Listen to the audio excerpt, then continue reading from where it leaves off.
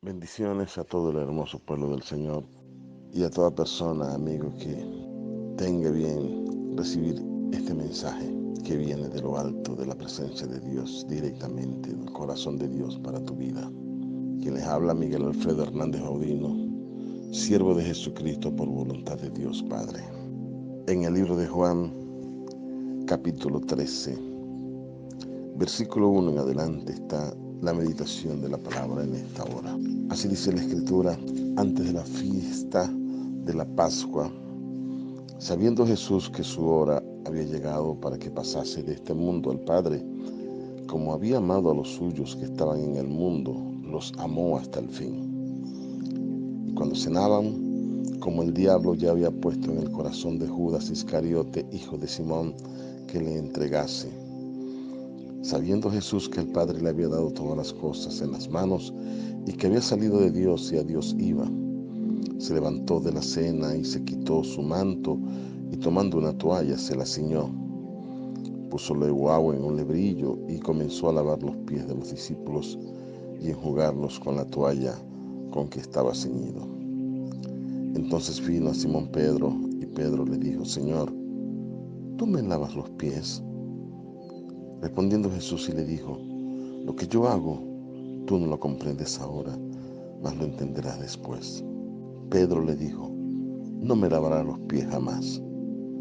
Jesús le respondió: si no te lavare, no tendrás parte conmigo. Le dijo Simón Pedro: Señor, no solo mis pies, sino también las manos y la cabeza. Jesús le dijo: el que está lavado no necesita sino lavarse los pies, pues está todo limpio, y vosotros estáis limpios, aunque no todos. Porque sabía quién le iba a entregar. Por eso dijo: no estáis limpios todos. Así que, después que les hubo lavado los pies, tomó su manto, volvió a la mesa y les dijo: ¿sabéis lo que os he hecho? Vosotros me llamáis maestro y señor, y decís bien, porque lo soy.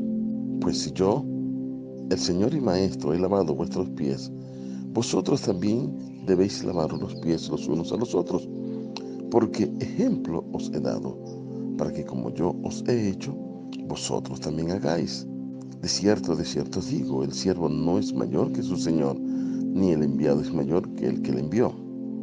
Si sabéis estas cosas, bienaventurados seréis si la hacéis. Bendito sea el nombre del Señor. Siervo o héroe. La estampa más cautivadora y funcional que se nos ofrece, o que la Biblia nos ofrece de Jesucristo, es la del siervo.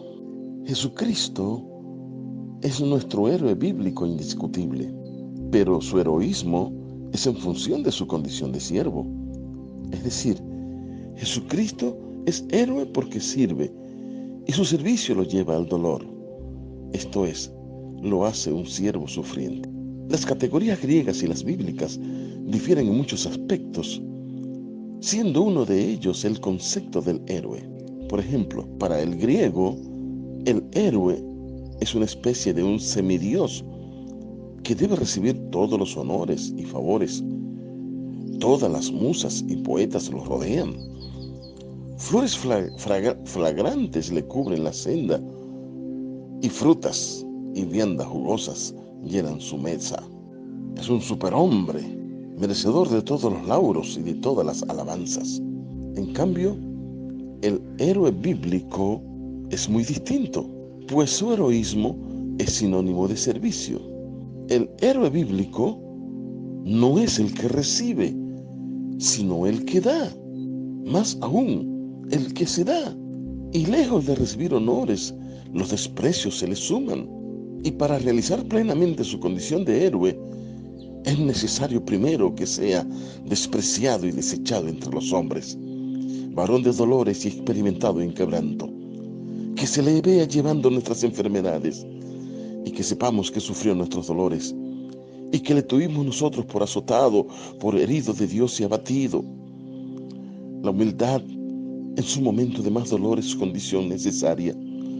Angustiado él y afligido, no abrió su boca, Como cordero fue llevado al matadero y como oveja delante de sus trasquiladores, enmudeció y no abrió su boca.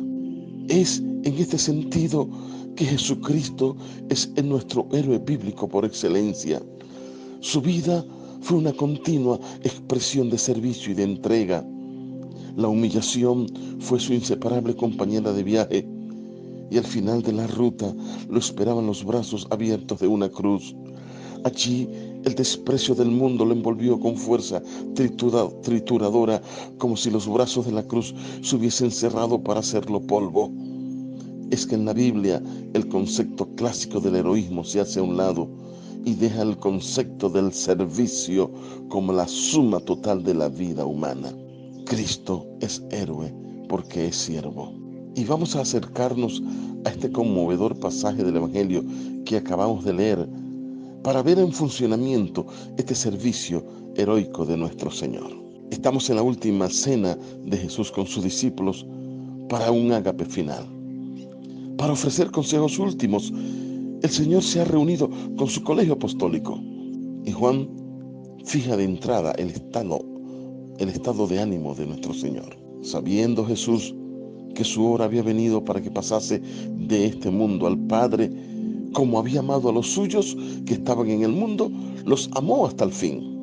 El Señor se acerca al momento más doloroso de todo su ministerio.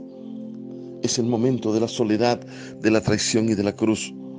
Y no solo se acerca, sino que tiene plena conciencia del rigor que se avecina. Y a pesar de esto se nos dice que a quienes ya amaba, los amó hasta el fin. El amor consistente. Aquí está la primera señal del heroísmo de Cristo. El amor consistente. Amar siempre es tarea difícil, pero cuando se está en presencia de la muerte propia, se hace 2 veces más difícil. En ese momento, la tendencia del hombre natural es la de concentrarse en su propio dolor. Y aquí tenemos a Cristo en presencia de su muerte, ratificando su determinación de amar a los suyos hasta el fin.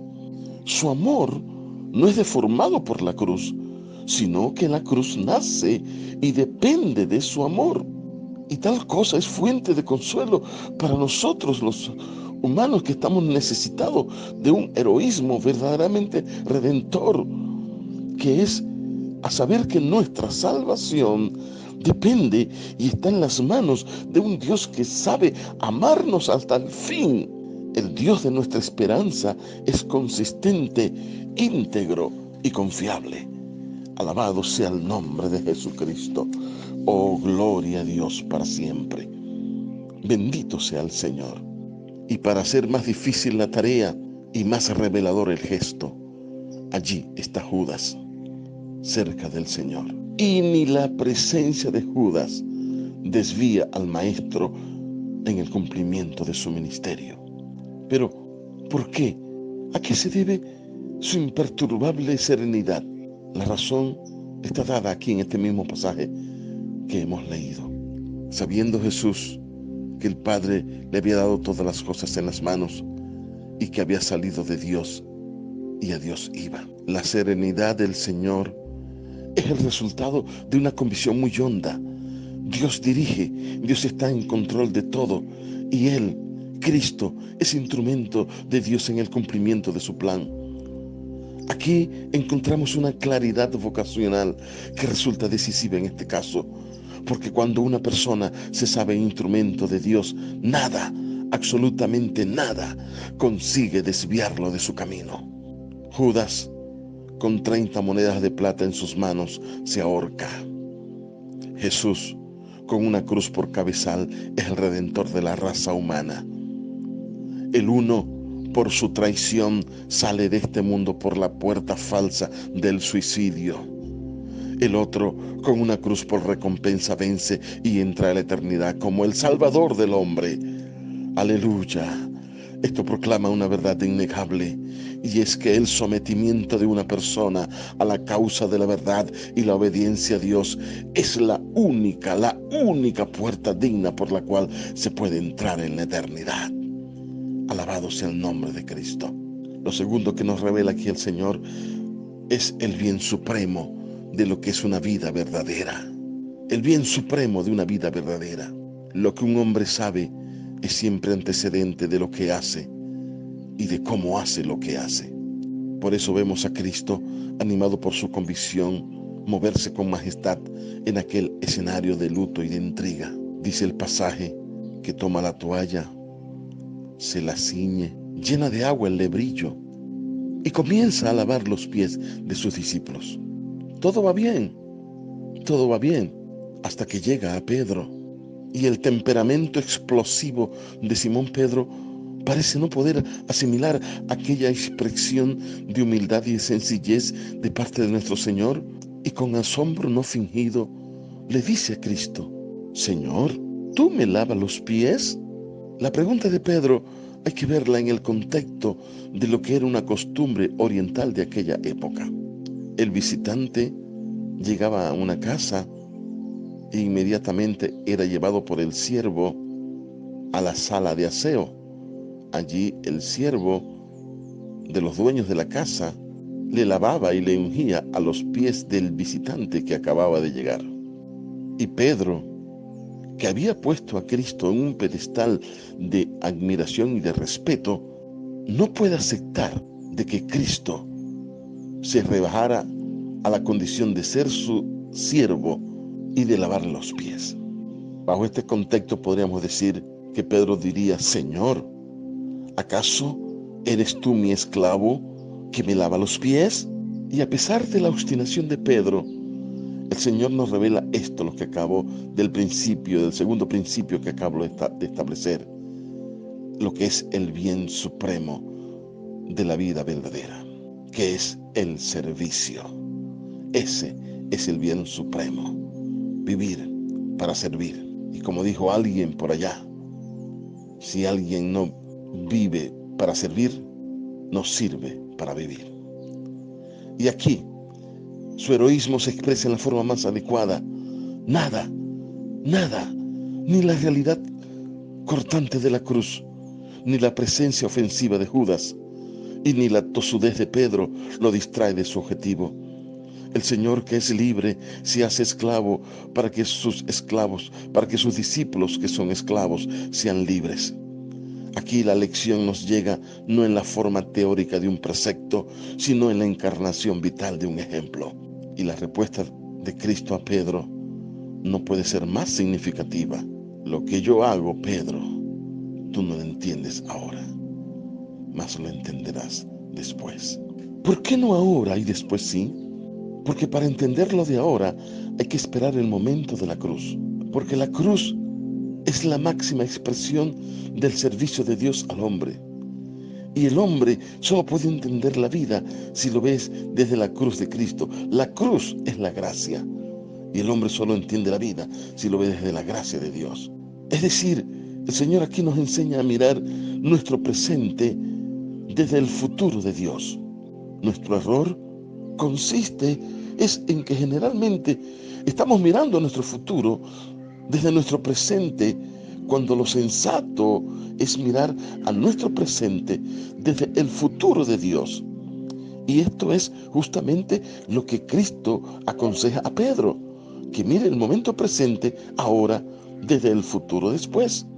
Como ya lo dije, dicho de otra forma, que el dolor y la vida del hombre solo lo podemos entender si se miran bajo la luz de la cruz de Cristo. Escúcheme bien esto, que solo puede haber teología de la gloria después que pasemos por la teología de la cruz.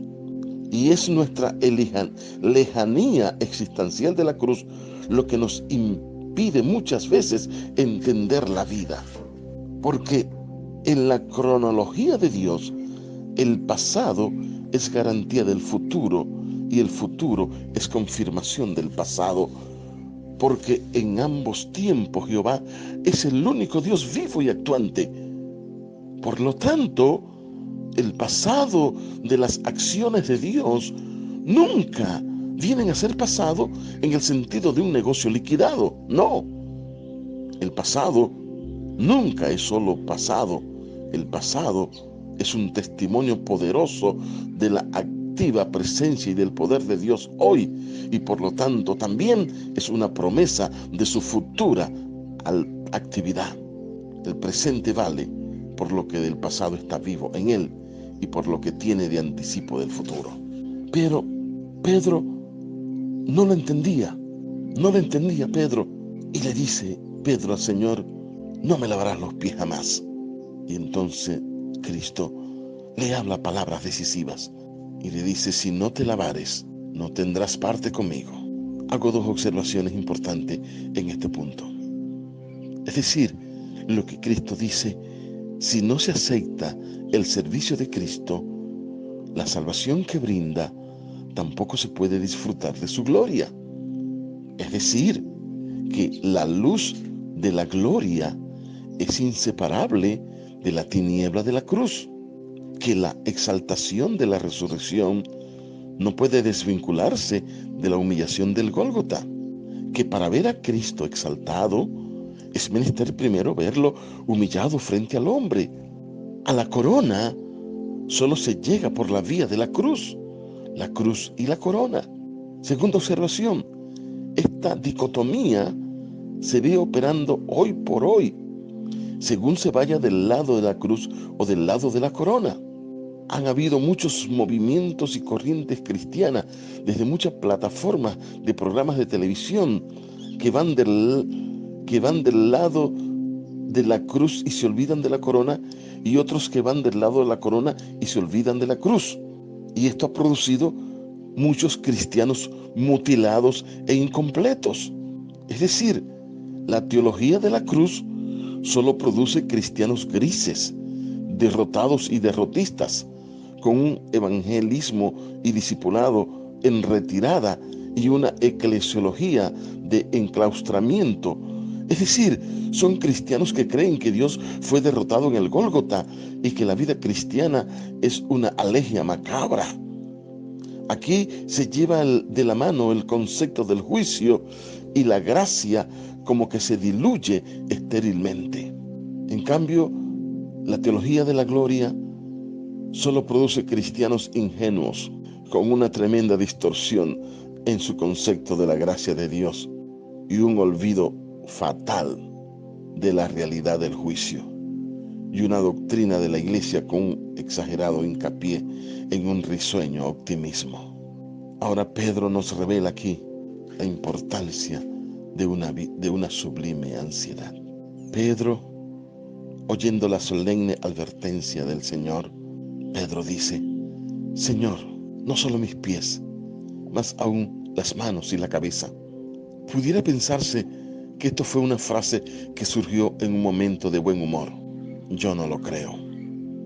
Creo más bien que esa frase revela una ansiedad sublime, que es la única ansiedad redentora que el hombre puede experimentar. Y es el deseo vehemente de querer ser limpiado por Cristo y de no perder la cuota de su gloria que Él promete. Y ante el peligro de perder la gloria, entonces Pedro exagera su demanda y ratifica su criterio. El reparo que lo detenía ahora es puesto a un lado y le suplica entonces a Cristo que lo lave todo. El mal crónico de esta sociedad de hoy, del siglo XXI, es la ansiedad. ¿Por qué se sufre ansiedad? Porque no hay seguridad, porque una migración forzada cortó las raíces de una vida ya hecha, o porque se ha sufrido un choque emocional perturbador. Hay ansiedades destructoras y hay ansiedades que son el antecedente de una experiencia creadora.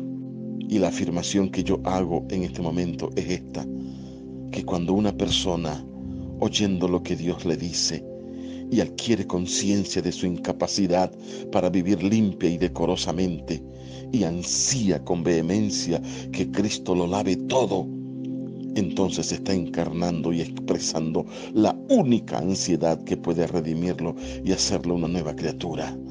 Alabado sea el Señor. Y fue justamente esta ansiedad la que Pedro expresó con su urgente solicitud cuando dijo: Señor, no solo mis pies, sino mis manos y mi cabeza. Bendito sea el nombre de Cristo. Y por último, El Señor nos revela cómo debe ser una enseñanza efectiva y de impacto. Ya el Señor ha lavado los pies de los discípulos, ha tomado su ropa y ha vuelto a la mesa. Entonces les habla: ¿sabéis lo que os he hecho? Este es el punto de partida obligado, porque a menos que se entendiera el alcance de lo hecho por Cristo, de poco valdría lo hecho por Él. Y digamos de paso que este es el origen de la mayor parte de los problemas de la iglesia cristiana y de sus miembros, y es el desconocer la naturaleza de la obra de Cristo. Nos lleva a actitudes y a posiciones que no se compadecen con el Espíritu del Señor. Se ven en muchas congregaciones y denominaciones choques de personalidades, criterios aldeanos, puritarismo inoperante, juicio sin gracia o gracia sin juicio. Y la obra de Cristo y la persona de Cristo son inseparables. Una solo se entiende a la luz de la otra. Por eso, el conocer lo que Cristo ha hecho nos lleva al conocimiento de lo que Cristo es. Y sin este doble conocimiento, la iglesia no es iglesia. Y hecha la pregunta, el Señor continúa con su explicación. Vosotros me llamáis maestro y Señor, y decís bien, porque lo soy. Pues si yo, el Señor y Maestro, he lavado vuestros pies, vosotros también debéis lavar los pies los unos a los otros, porque ejemplo os he dado, para que como yo os he hecho, vosotros también hagáis. Y aquí está la médula de todo el pasaje. Veamos, Cristo nos dice primero con el ejemplo y ahora con la palabra que la vida de sus seguidores debe ser una vida de servicio, que el gesto de Él es un ejemplo no para ser imitado, es un ejemplo para ser imitado y no meramente para ser recordado. Dice más, dice que este servicio implica el reconocimiento del valor del prójimo y que toda persona, ante el dilema de servirse de otros o de servir a otros, debe optar por lo segundo, que es el servicio, la forma más sublime del heroísmo y lo que hará de este mundo el mundo que Dios soñó en la creación, que en semántica cristiana amor se traduce en servicio y que toda persona está ante este dilema, o héroe o siervo, o por vivir buscando glorias, musas, flores y aplausos, o vivir sirviendo, negándose, humillándose y amando. Concluyo con esto. Hay dos conceptos de amor que funcionan en el mundo en el cual se escribió el Nuevo Testamento. Uno es el amor a lo griego. Eros es la palabra que lo define. El otro es el amor a lo cristiano. Ágape es la palabra que lo define. En cierta forma, el eros es lo que mueve al héroe griego en la búsqueda de lo que vale y de lo hermoso para engalanar la vida propia. Y en última instancia, el yo del héroe griego es el factor central y determinante. En cambio, lo que mueve al héroe bíblico es el ágape. El ágape es la búsqueda de lo que no vale para darle valor. El ágape es el renunciamiento del yo propio con miras a la afirmación y redención del yo ajeno, al modo del padre pródigo de la parábola del hijo perdido. Este amor ágape que llevó a Cristo a la cruz es el que hace posible la realidad proclamada en Juan 3:16, porque de tal manera amó Dios al mundo que ha dado a su Hijo unigénito para que todo aquel que en Él crea no se pierda, mas tenga vida eterna. El ágape es el que lanzó a Cristo a buscar la amistad de los publicanos y pecadores. El ágape es lo que lo movió a él a pedirle agua a la mujer samaritana para así poder saciar la sed de ella. El ágape es lo que hizo restaurar a la Magdalena. El ágape es un amor que se expresa en forma de servicio desprendido y generoso. Y lo real es esto, que de modo inescapable nosotros tenemos que decidir si viviremos como héroes griegos o como siervos bíblicos, o motivados por el eros, que es egoísmo, o por el ágape, que es desprendimiento, paciencia, bondad y benignidad. No es cierto, no es cierto, no es cierto la expresión diabólica del paraíso perdido de Milton. Mejor es reinar en el infierno que en el cielo servir. Falso. El dilema ha de ser resuelto con miras en el ejemplo del Señor. O héroe o siervo. Padre, te pido que bendigas a toda persona que ha escuchado esta palabra, esta reflexión.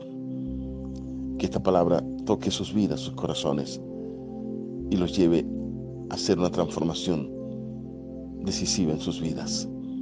Espíritu Santo de Dios, haz que esta palabra se haga carne en cada persona que la escucha. Te lo pido en el nombre de Jesucristo. Amén. Bendiciones. Shalom.